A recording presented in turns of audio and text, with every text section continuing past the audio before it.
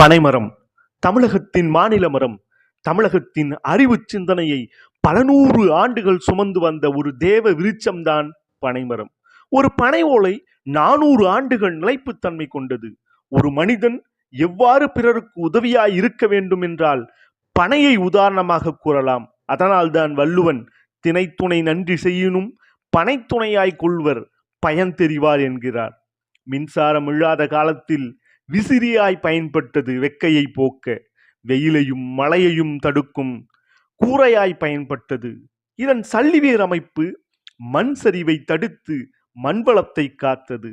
இதனால்தான் குளத்தங்கரை ஓரங்களிலும் ஏரிக்கரை ஓரங்களிலும் கடற்கரையிலும் பரவலாக நட்டு வளர்க்கப்பட்டது. இதில் கிடைக்கக்கூடிய நுங்கு உடல் சூட்டை நீக்கும். மனித உயிர்களுக்கு தேவையான விட்டமின்களையும் தாதுக்களையும் கொடுத்தது. இதன் பதநீரில் இருந்து பனை வெல்லம் தயாரிக்கப்பட்டு சித்த மருத்துவத்திற்கு பெரும் பங்காற்றியது. மிதவெப்ப மண்டலத்தில் வளரக்கூடிய புல்வெளி தாவரமாகிய இது 56 டிகிரி செல்சியஸ் வெப்பநிலை வரை தாக்கு பிடித்து உயிர் வாழக்கூடியது. குழந்தைகளின் குதூகலமாக விளையாடிட நுங்கு வண்டிகள் காத்தாடி கொட்டையிலே பொம்மைகள் செய்து விளையாடினர்.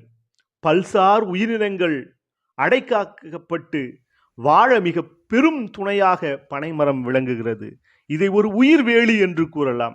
மிக வறட்சியான பகுதிகளிலும் மிக செழித்து வளரக்கூடிய ஒரு புல்வகை தாவரம் தான் இது.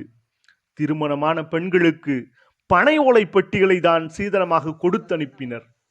யானை இருந்தாலும் 1000 பொன், இறந்தாலும் 1000 பொன் என்று கூறுவார்கள். அதுபோல்தான் பனைமரமும் இருந்தாலும் 1000 பொன், இறந்தாலும் 1000 பொன் என்று கூறலாம். பனைமரத்தை காப்போம்.